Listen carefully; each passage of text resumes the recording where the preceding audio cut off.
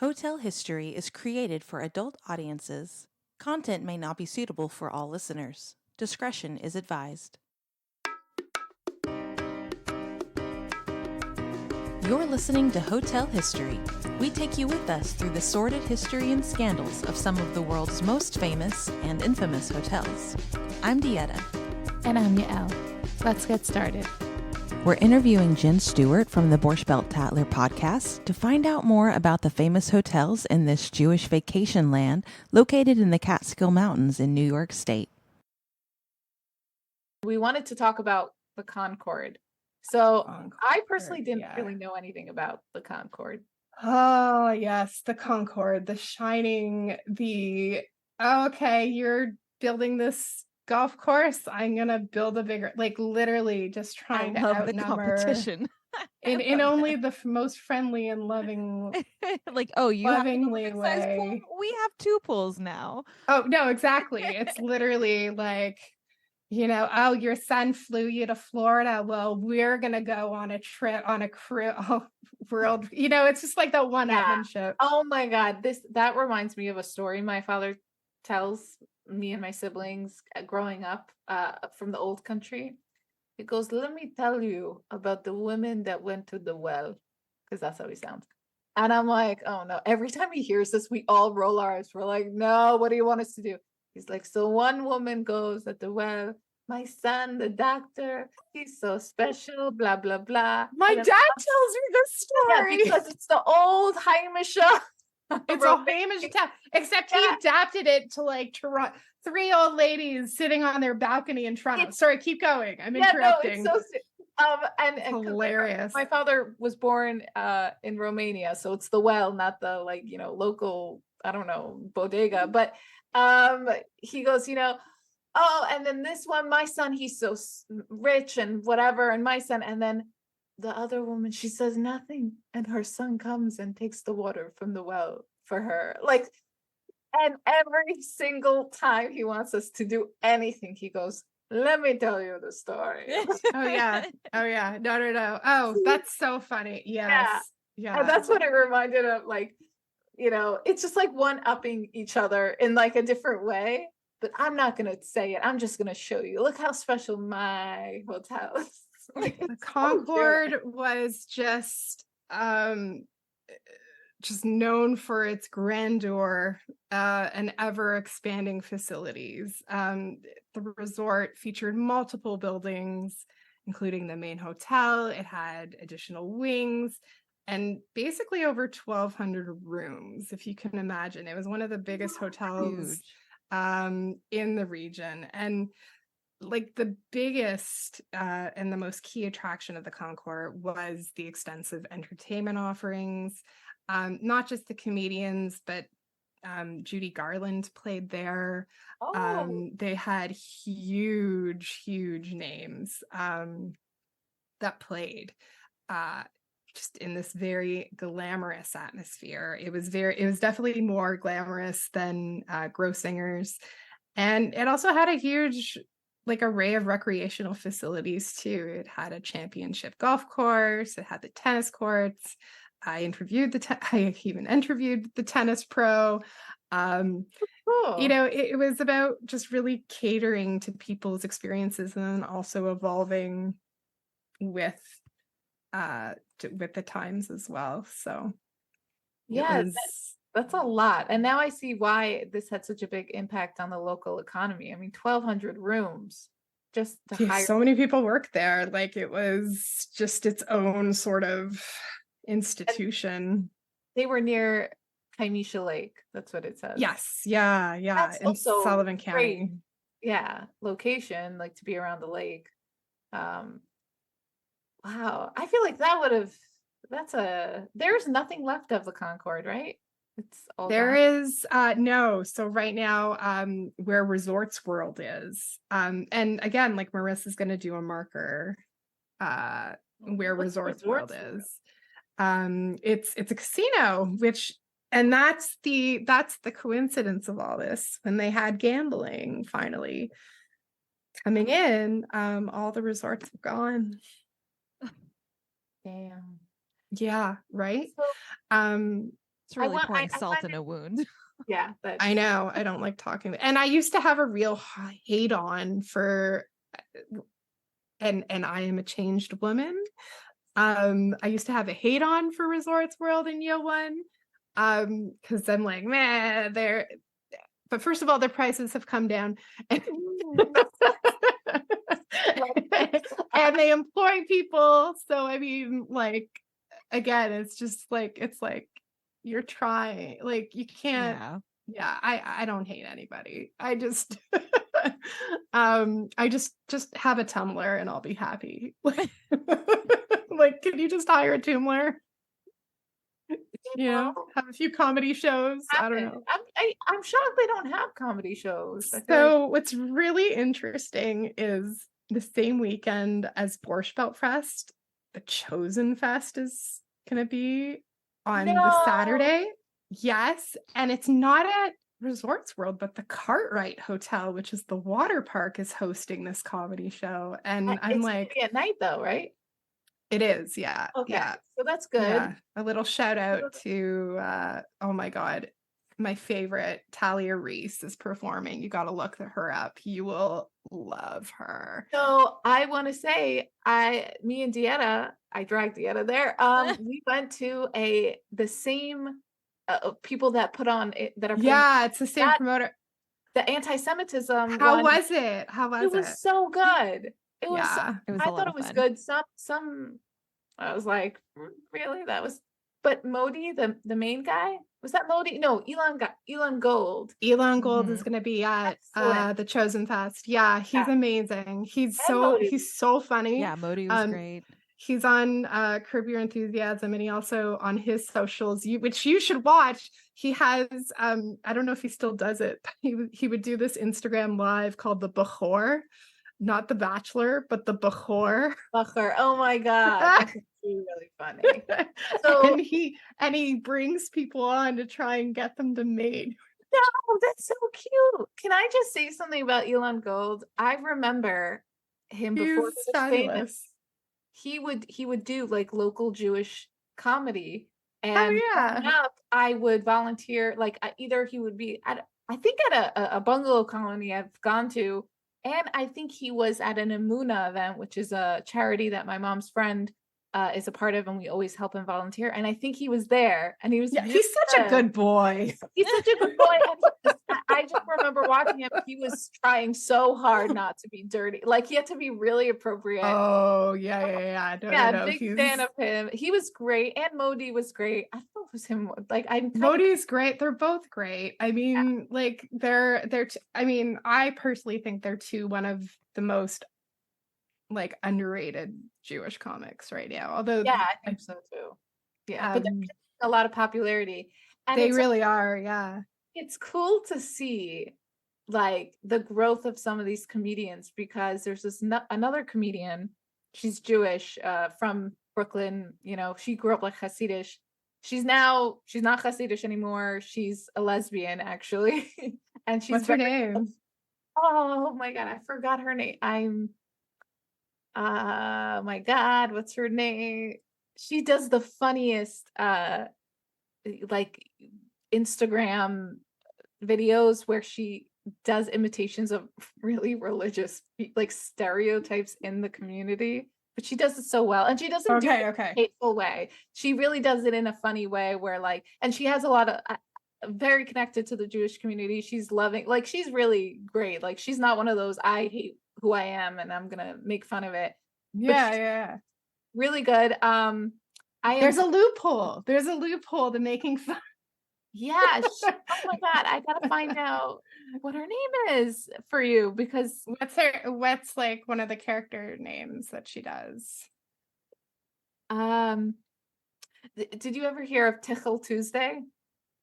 No, but it sounds fun. She does this character of a Hasidish lady, and it's so endearing. Like to me, I don't know. I'm not Hasidish, so I don't find offense to it. Leah Forrester? Leah Forrester or Leah Forrester. I don't know how you pronounce it. Leah Forrester. Okay. Amazing. Cool.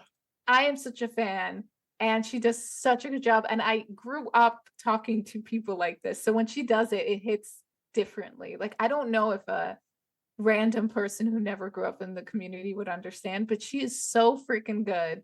And I've been paying attention to her when she, like, some of her videos were just going around, and now she's like really big, and she's doing really well. And I think that's great. And the Jewish community has really embraced her.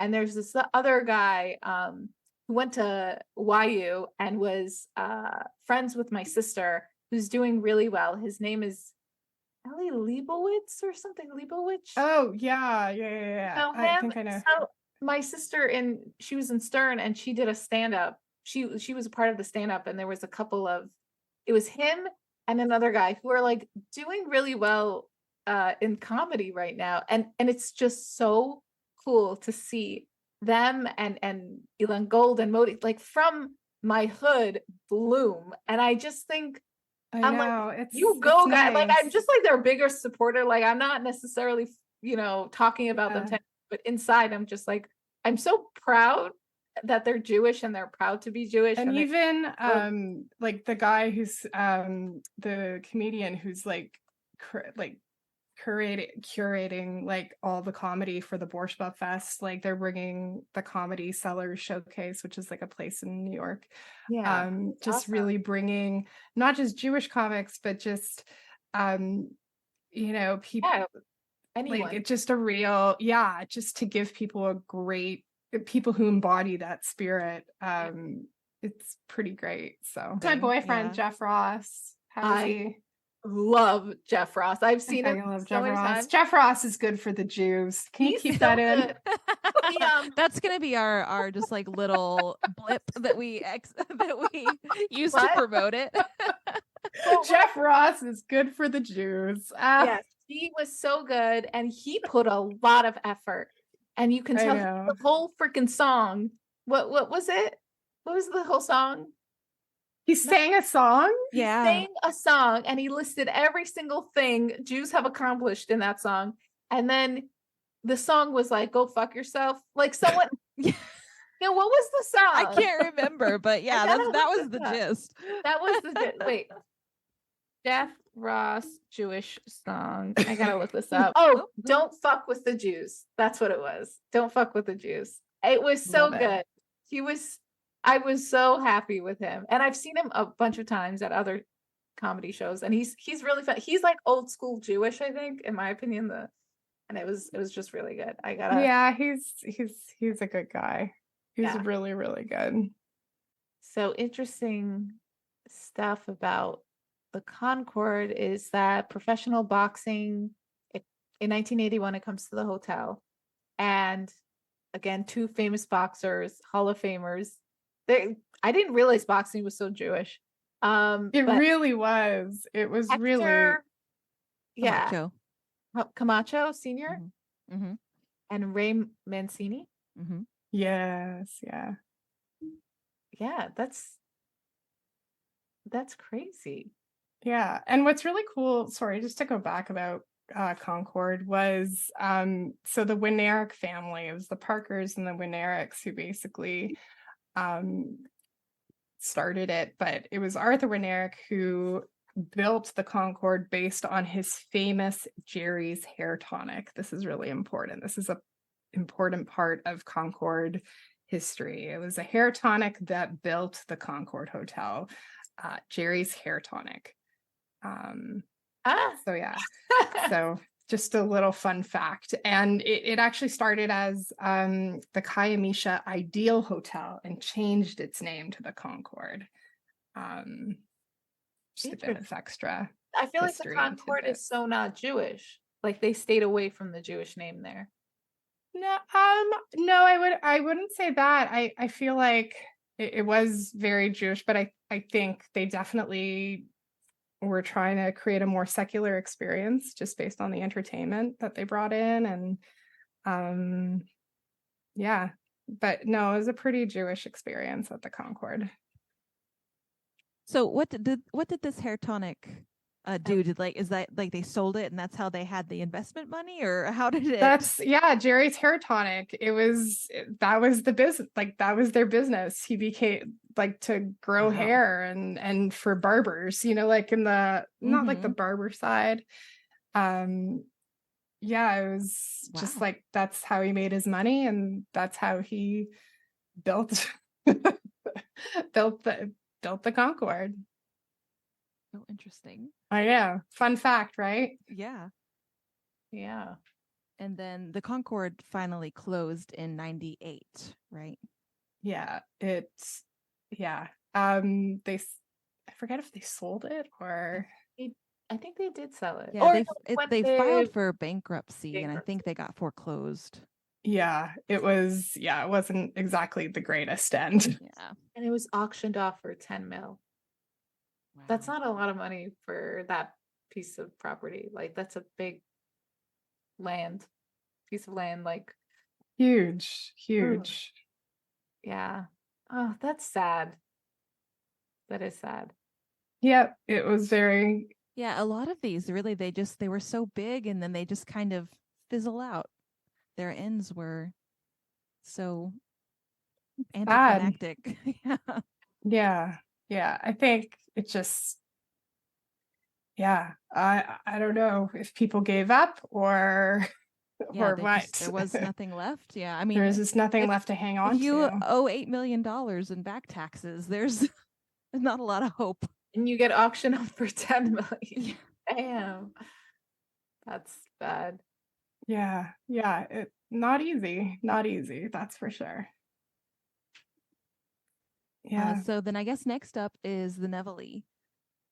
Is that how you say it? Nevele or Mm-hmm. It's the Nevele. Yeah. I never said it out loud in my life. So No, that's okay.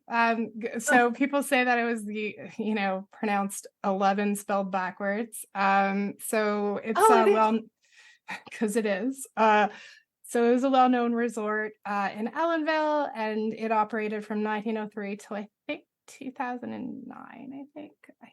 I Oh, remember. I don't know if that's 100% correct. The closing date. But Yeah, it was super catchy theme song that you can find on YouTube. Maybe you can insert it into this podcast episode. It's an earworm, just a warning. But it was known for offering, similar to Grossinger's in Concord, it offered its various recreational activities to the guests, including golf course, tennis, swimming, ski slopes. It was open year round. It had a huge entertainment complex also that hosted many of the entertainers that, worked the Borscht circuit. And it was known for its kosher cuisine. It was owned and run by the Slutsky family. so this it says Charles Slutsky had 11 children, so maybe he did name it after 11 backwards. So there's different, there's different like folklores of the Nevele and like how it got its name. Some people thought it was nuns. Some people thought it was teachers. Yeah, it says maybe 11 school teachers discovered a waterfall on the property. What's a very specific number of teachers all hiking out together?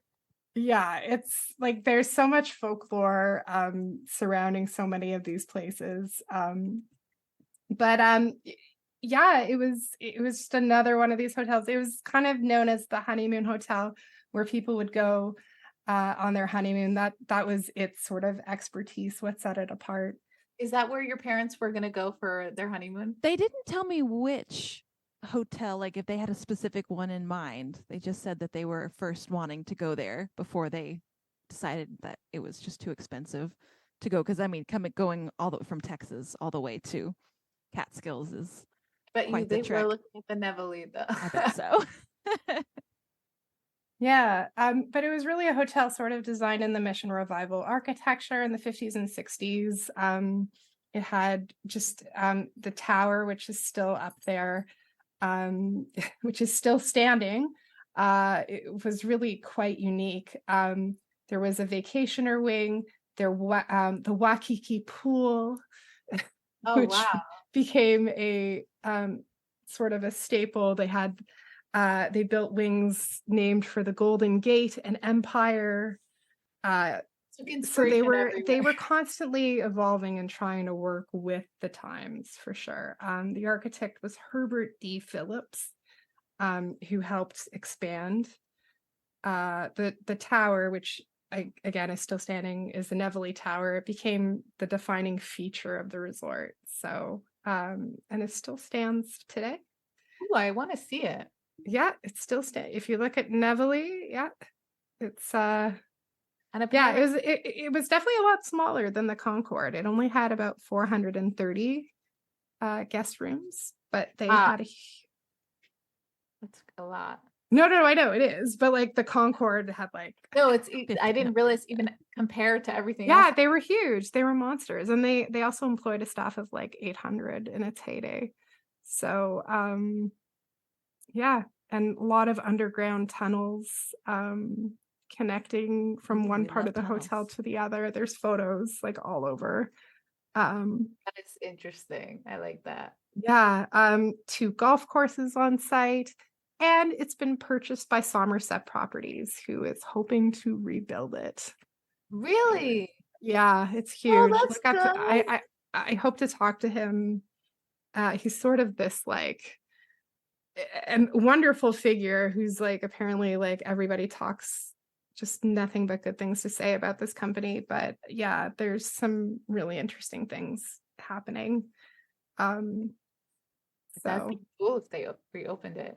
It also yeah, says here that the president, Lyndon B. Johnson, stayed at the Nevele in 1966. he did. Yeah, it played host to so many very big names, and guests and entertainers. But yeah, the president did visit there. So That's cool. And so it closed in 2009, but it was bought by someone else and it will. yeah, so it's been acquired by Somerset Properties. That's the name of the company. They've had a few. You can watch their town halls on YouTube and their proposals, and they're basically trying to build like a resort on the property. That would be cool. If That That they would really be great. amazing. Yeah. I know. I'm just like, but it's been really quiet lately, so I'm nervous. Oh no. That's why I'm just like, why is it quiet? Why We gotta it's find out what's up. quiet. But yeah, no, they if you go online and look Somerset Properties Nevele presentation, you can watch the full scope of what they're hoping to bring. You talk about hope, growth, and possibility, and that's definitely That is a good sign. it's That's very exciting. Yeah. I'm Yay. really hopeful for it. So yeah, they want to turn it into like a luxury hotel, but it looks interesting. So and so we're down to the last famous hotel on our list, which is Brown's Hotel. Brown's Hotel. Which I Yes. feel like has a lot of comedians, and like it feels like it's the center of the comedy.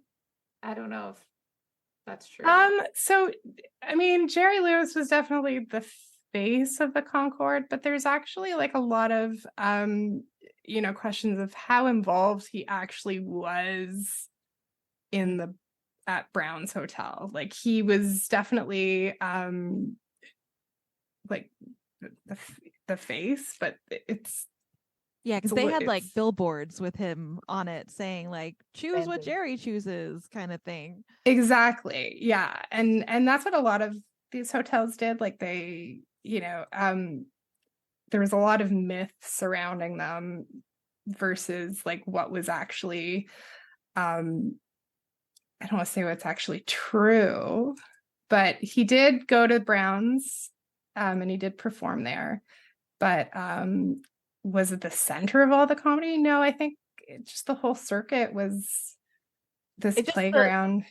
I guess you're right. Yeah, I guess just the list of comedians, and because it's associated with him in my head. It was open in 1944.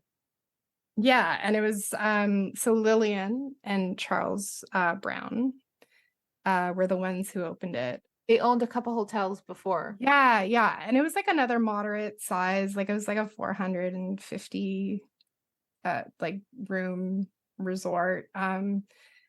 Played host. They had the Brown Derby nightclub, which that was their sort of signature place. And they'd host, comedians like Bob Hope and Buddy Hackett and Jackie Mason and all of those legends.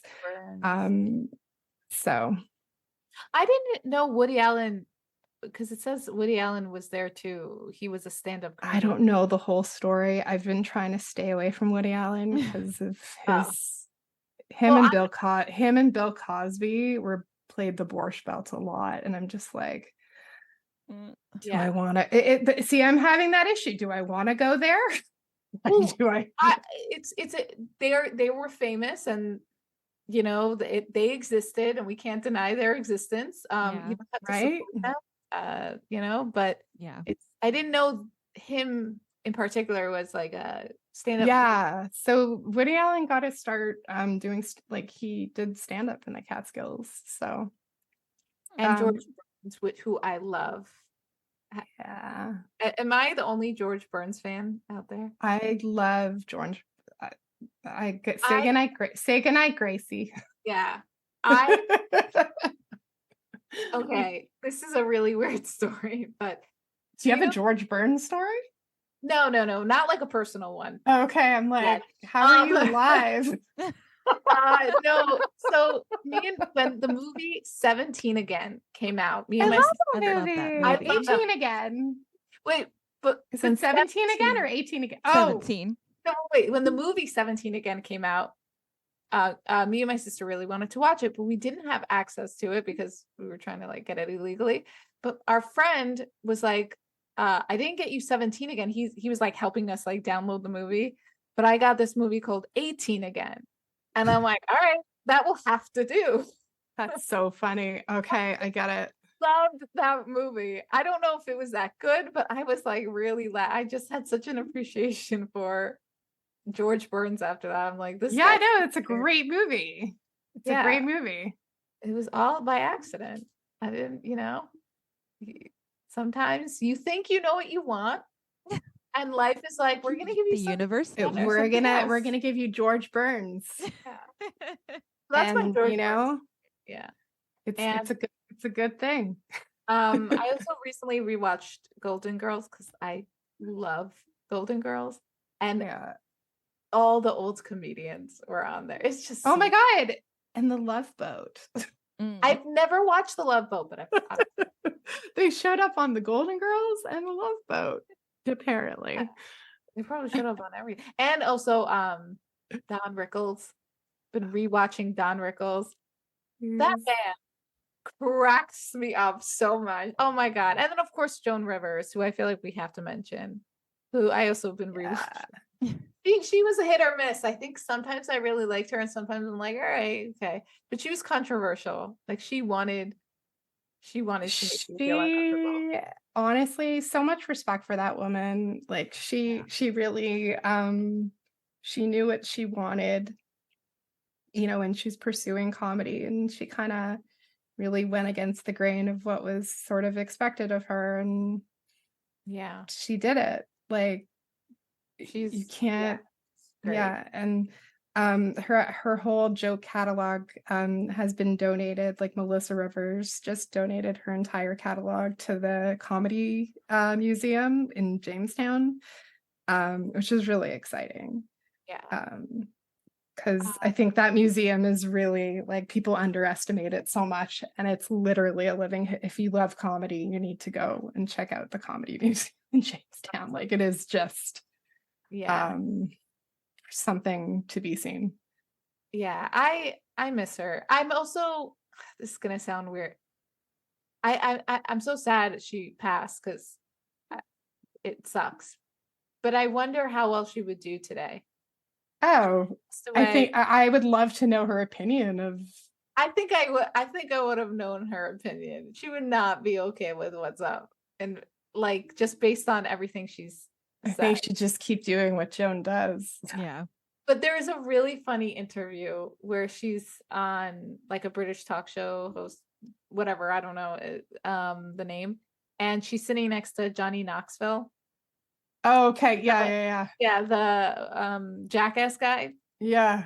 Things that she said is making him blush and going like this, and I'm just like, that's a talent. You're making Johnny Knoxville blush and like speechless, and you're, I don't know, like 40 years his senior or whatever.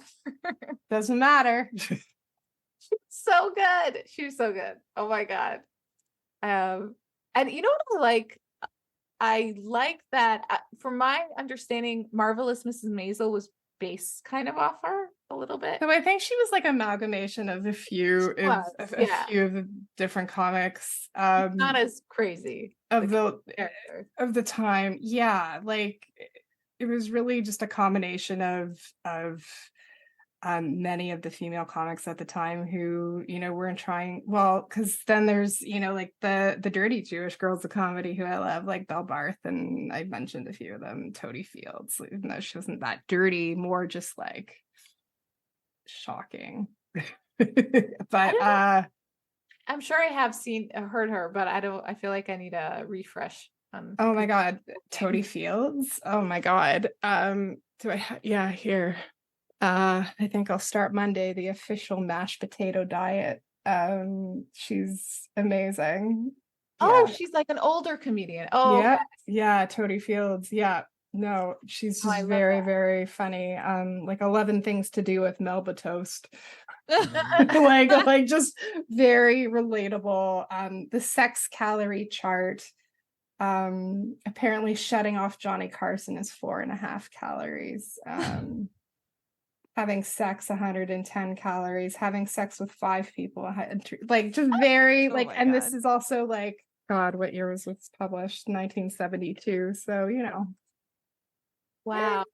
Oh my God, I'm so happy. I never heard of her before. Oh my God, you should look her up. She's really great. Yeah, she sounds funny. Yeah I feel like it was so hard for female I feel like it's hard for female comedians, yes, but like compared to back then, it was insane, but I think also they just didn't really think, they didn't have time to really think about how hard it was. They just did it. That's the other thing. I wonder how much of Marvelous Mrs. Maisel is based on real experience that people have spoken to the writers or whatever, because there's a scene in the latest season, which was great. I'm a big fan of the show, where she has her first day on the job as a writer on the Gordon Ford show. Just like that episode was so accurate of how like not fitting in and being a writer, like not a writer, being just so good for a first day that is not going well at all. But so many writers. Treva Silverman, who I love, you probably don't know that name, but she wrote a lot of Joan's jokes, and she wrote for, I think it was I'm gonna totally mess this up. Tyler Moore. Yeah. The early female writers, like a lot of them. So I feel like that a lot of that was based on sort of amalgamation of these women who were the first women in the room, so to speak. Yeah. They had to, I'm sure they did a lot of research, but huge. Yeah. And also, from what I remember, Amy Sherman Palladino, like her dad was a cabaret comic. I don't know, like necessarily Borscht Belt. Yeah. Oh, she is super Jewish, and everything she makes, it feels Jewish. It's the pacing of it. It's even just Gilmore Girls, which is about like a waspy, Connecticut family. It's Yentas. It's so Jewish. That's what I think. There's a love-hate relationship that a lot of people have with the show, and I love the show, but I totally get why people are annoyed with the characters. But the reason I think it's interesting and why people like Lorelai is that she's like the pretty waspy girl with like Jewish humor. Yeah. Yeah. Like that's what makes her interesting. And then the bigger question is, why can't you just write her Jewish? Yeah, that's a good question. But I think the whole thing is well, she made the Marvelous Mrs. Maisel. So she made I forget. No, I know. That's why I'm like, okay, I forgive you. Yeah. To be honest, I don't think it would pass. Like the relationship dynamic she had with her mother, it would be a totally different. And let's say you're a teenage girl in the Jewish world that got knocked up. I don't think it would be as, of course it would be scandalous, but it would, you'd be more embraced in your family. Oh my God. Right, what a show that would be. Like you bring in the rabbi, Yeah. the meddling rabbi's wife. I don't know. Like, I think the mother wouldn't be like, oh no, what'd you do? It'd be like, oh no, okay, you need to lay down. You're a Shonda. You're a Shonda, but I'm also going to take care of you. Put your feet up, like, oh, I have a granddaughter. I'm so excited. Like it would be so different. It wouldn't be like this hostile, relationship. Okay. So Brown's Hotel. Good old Loch Sheldrake. There's so many other hotels that we won't be able to get to, and all thousands. There's Laurels. Lose your morals at the Laurels. I love that. Yeah, me too. I just wanted to be a fly on the wall in that hotel. Let me tell you, especially the summer of love. Oh wow, yeah. Oh my God, I didn't even think about that. Okay, so talk about Woodstock. When I was in the bungalow colonies at 15, there was something kids put together something called Yidstock, which was kind of in play close to Woodstock. I don't know if it was the same area, but it was all Jewish bands, and I got to go. Me and my friends and my sisters, we hitchhiked there because why not? And it was pretty epic. It was fun. So Yidstock. Yidstock. I like it. Yeah. That is a really good. Yeah, that I like the sound of that. I wonder if they still do it. It was for like to raise money for something. Something tragic happened, but yeah, like so. I'm glad that they do. Yidstock. They do? Well, I don't know. This one's in Massachusetts, so I don't know if maybe they expanded. Maybe someone copied it, but Yiddish books. I don't know. It wasn't Yiddish based. It was just Jewish. Okay. Yeah. Cute. Yeah. Interesting. So many interesting stories. What goes down in the Catskills stays in the Catskills. Okay. But not for long, because people do end up for long, because we're all Yentas. Like, what are you going to do on Shabbos? You're going to talk because you can't have your phone out. So, yeah. We literally see the women of the bungalow colonies like gathered around, just sitting, and they look at us. They're like, "Can you leave so we can talk? Go watch our kids." Yeah,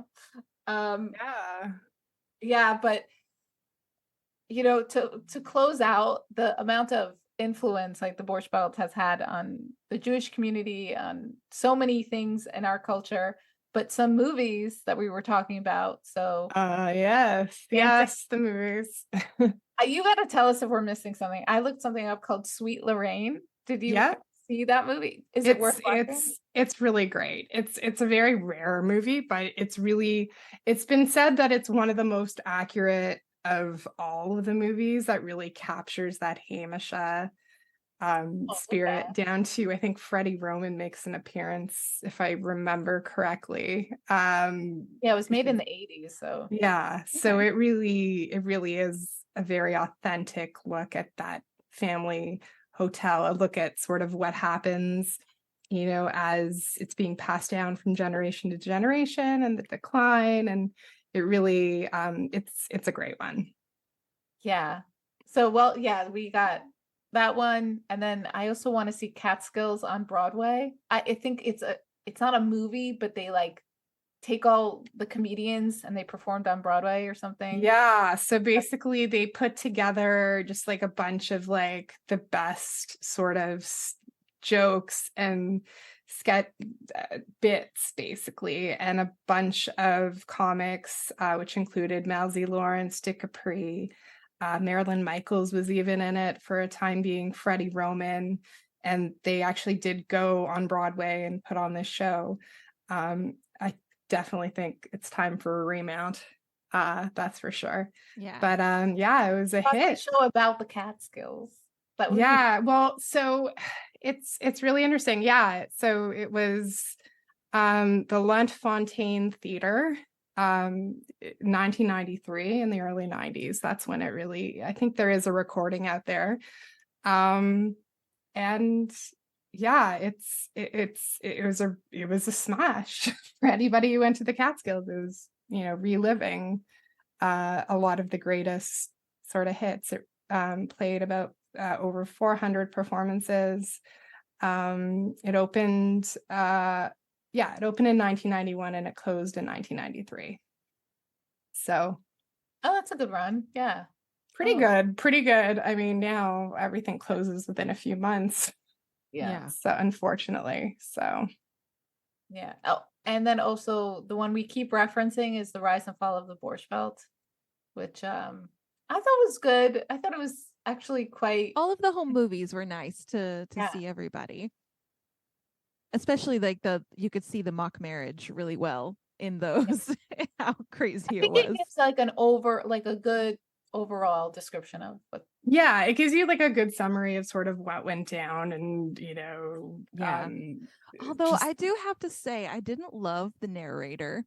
It had a very like National Geographic feel to it. Like, look at these people who are so far removed. Yeah. And like that's again, like sort of why I wanted to start this podcast was just, it was very, very matter of fact. It's like, here they were and here they existed and then it was gone. And it's the same sort of thing, but there was no real deep dive into the people and their stories. So it's missing that. So yeah, but again, like there's such important pieces because they do tell the story. But as we know, there's always more to the story. Yeah. That's true. So, yeah. And then also Welcome to Couture's, but I didn't really like it. It was kind of boring. No, I loved Welcome. I loved Welcome to Couture's. That's because you have more of a connection to it. Because I have a connection to it, and I remember watching it with my dad, and we had tears in our eyes, and we were just getting super nostalgic because they were talking about people who we remember seeing and who made us happy and who made our vacation so special. So, yeah, it's just like for me, I guess because I'm looking at it from an outsider and I'm just like, No, don't say outsider. Don't say outsider. Like it's just, look, everybody has a different style of how they like things made. Like that's the beauty of art, right? It's some people it's going to land, some people it won't, but that's why it's important to keep making art. Yeah. Keep making things. It exists though, that it's no, they're amazing people. I think they're super gifted filmmakers. I am incredibly biased because I went there. So yeah. No, it was good. But I couldn't find that many movies about the Borscht Belt, but I found a ton of books. Books, yeah. We have like a list, obviously Marissa Scheinfeld's photography book, but there's the Catskills, its history and how it changed America, Catskills Resorts, Lost Architecture of Paradise, Sullivan County's Borscht Belt, Catskill Hotels, Borscht Belt Boy, Tales of a Catskill Mountain Plumber, Borscht Belt Bungalows, Memoirs of a Catskill Summer, Monticello, Borscht Belt Catskills, the Borscht Belt, The Summer World, In the Catskills, It Happened in the Catskills, Growing Up at Grossinger's, Brooklyn in the Beltway, and King of Comedy, The Life and Art of Jerry Lewis by Sean Levy, who wrote a book that we read for our last podcast called The Castle on Sunset about the Chateau Marmont. So no. I read that book. I really just need to just call attention though, to the Catskills Institute and Phil Brown, which was done by Phil Brown, and he has a lot of books on the Catskills. You know, they created it, I believe it was like 1995 it was started, and it was really made to kind of promote the research and education of the Catskill Mountains. Like, without Catskills Institute, I mean, there wouldn't be this podcast, because really it was just very inspiring and about taking sort of that work and just bringing it to a different medium. So they've done things like, you know, putting together a huge website where they have all this ephemera. They have, they've put on conferences. They have the world's largest collection of Jewish Catskills material. And you can find it all online. And Phil Brown is sort of the head guru, the head chief of this. And it's just really, really important to mention him. You can't mention Catskills without mentioning Phil Brown. So. Yeah. And is he a descendant of so he you know, he calls himself a mountain rat, which a lot of real locals call themselves. It sounds derogatory, but it's not. It's just they're people who literally were there all 4 seasons. So so his books are really great too. That's good to know. I was going to ask for book recommendations. There are so many books. There's so many, and there's so many coming out too. Like there's fiction books that have been published. There's memoirs. People are writing more about their memories. Did you read Last Summer at the Golden Hotel? I did. I interviewed her too. Yes, we were talking about who we wanted to play her characters in the movie. Oh my God. Because what a great movie that would make. I haven't read it yet. That's like on our list that we're gonna. Okay, so you have to read it, and then we'll have to talk casting choices. Oh yeah, and I have to. Yeah, there's so much. Okay, so we covered a lot. Thank you. Yeah, no, just thank you for being so willing to come on and carry the podcast. Who's being an asshole and not coming on. Like that's a thing. Like, it's like, excuse me, you don't have. I mean, okay, this took 3 hours, but this is not normal. This is not normal. We definitely went off but topic. That's because I like you. A time or two. But thank you for being willing it took 3 hours, you know? but I enjoyed myself. I did not stop smiling once through this process. So same. Okay. And we have to list all of the resources. We're gonna mention that. And we're also going to promote the Borscht Belt Project, the Borscht Belt Festival. Yes, promote all of the projects, but of course, listen to my podcast. Yes, Borscht Belt Tattler, and follow on Instagram. We have been triggering people since 2021. That's what I say. You can get more Catskills content by listening to Jen's podcast, The Borscht Belt Tattler, and by following at Borscht Belt Pod, at Borscht Belt Museum, and at Borscht Belt Historical Markers on Instagram. For a historical dive into the region, visit catskillsinstitute.northeastern.edu. We've curated a variety of books on the subject, both fiction and nonfiction, that you can find at bookshop.org/shop/hotel history. You can also find books about our other hotels we featured on the podcast. We do receive a small commission on any books you buy at no additional cost to you, so go crazy.